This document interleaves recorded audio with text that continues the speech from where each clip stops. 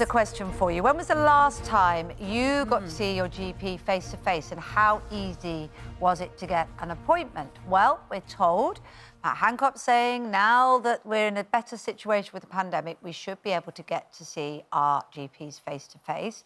But GPs are saying these calls are just unrealistic and, in fact, are leading to them getting more and more abuse.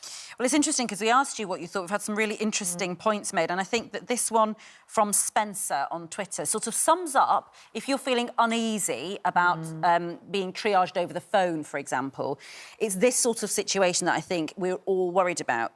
Spencer says that due to being diagnosed over the phone, I nearly died. Because I was diagnosed with tonsillitis when I had epiglottis, I have lost all faith in my GP. I mean, that in itself is sad.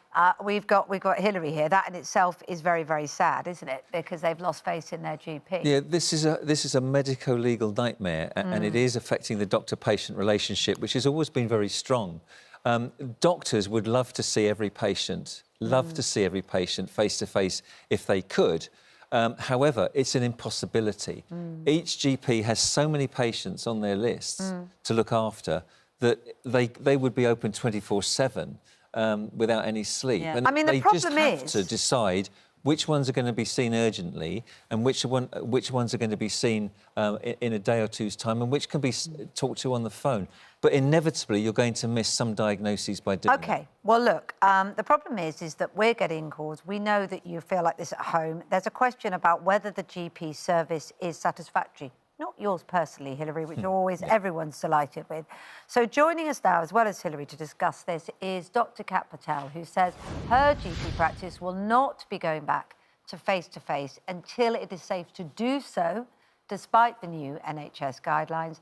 And Director of Age UK, Caroline Abrahams, who's worried that people who aren't so tech-savvy will be put off going to their GP.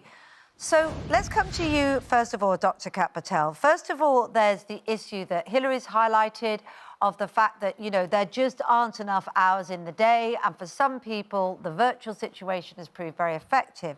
But secondly, your point is that you're concerned about people coming into the practice. You're not sure that it's safe for them to be in the waiting room or indeed coming into your surgery. First of all, that's not entirely true. We have been open throughout this entire pandemic, and we have been offering face-to-face appointments throughout this entire pandemic, and we continue to do so. The difference is that whereas before, with us personally, we were a practice that saw everybody face-to-face in the first instance. Now we're not. We're speaking over the telephone. Every appointment is a telephone appointment, and then we convert it if we wish to see the patient. And so I think that is what a lot of most GP practices around the country are doing. I understand, Dr. Patel, that is a practical solution, and certainly in a pandemic was the only way that you could operate in many cases. The fear is, as Ranveer highlighted from Spencer, who's been in touch, is that over virtual diagnosis or over the phone, it is not possible to get the right thing. And so you, as a patient, are concerned that it's something worse which will get missed. Yeah, and we appreciate that. We feel as doctors, telephone consultations are harder than face-to-face consultations. And what Dr. Hilary said was correct.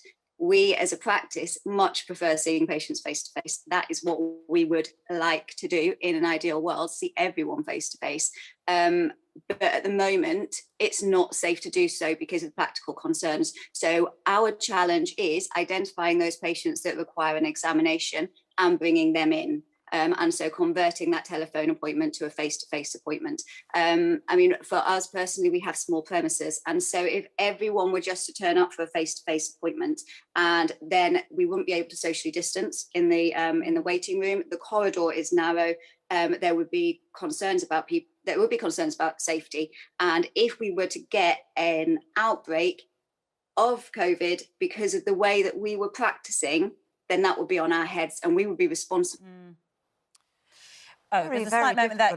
Caroline, let's come to you. Whilst we just check that the link with Kat is working. It's interesting, isn't it? Because obviously we've outlined some of the sort of fear that people have. about something being missed. But there are plenty of people who have actually found the virtual diagnosis really much, much more convenient than trying to sort of traipse down to the doctors and sort of waiting around. They can get on with their lives and then be waiting on the end of a phone line, and that phone call comes.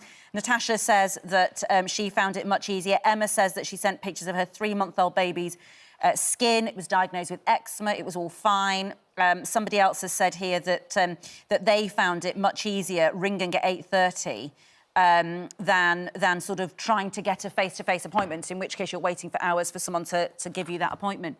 What is the problem, though, from your point of view, about this system continuing?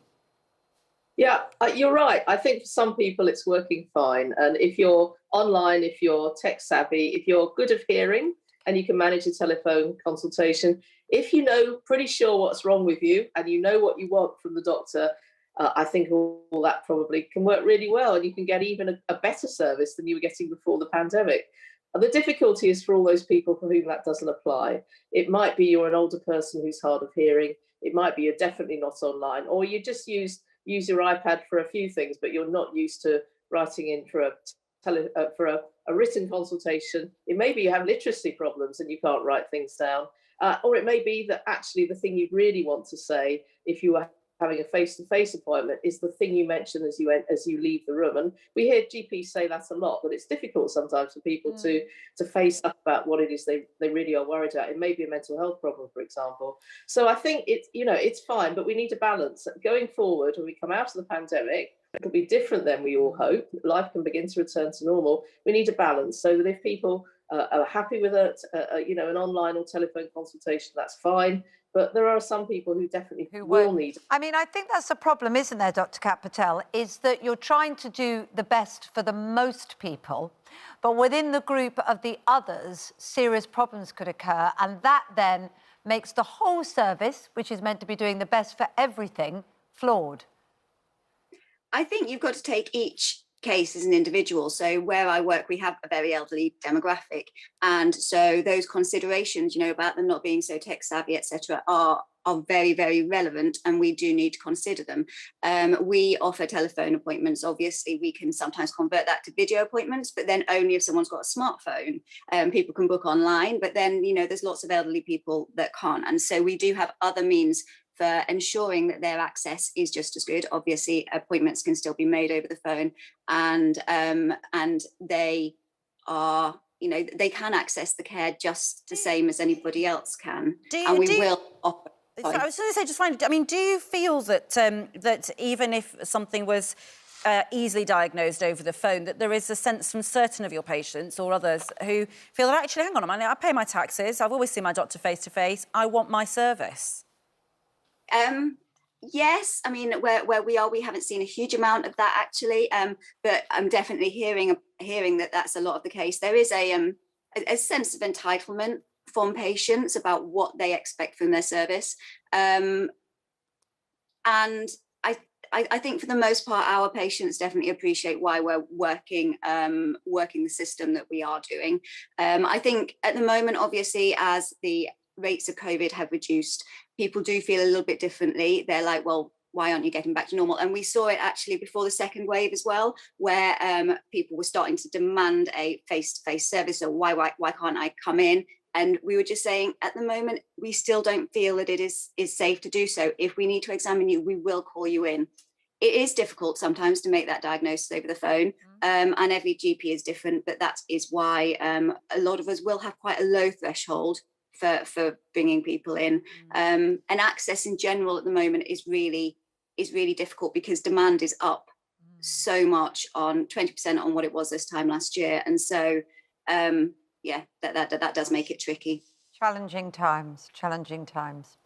But good that you're fighting on through and trying to find a way forward, as I know you've spoken about a lot, Dr. Hilary, too. Yeah, I mean, it's particularly difficult for the elderly. I know that. My mother herself, has found it difficult to make appointments with her GP. And we hear from India that there are 100 healthcare professionals dying every day at the moment because they've been exposed to COVID, because they haven't got the PPE, and they're seeing large numbers of patients with COVID. So there's a genuine risk there is a genuine risk. It's something I'm sure that we're going to return to because it's such a source of concern. Thank you to all of you.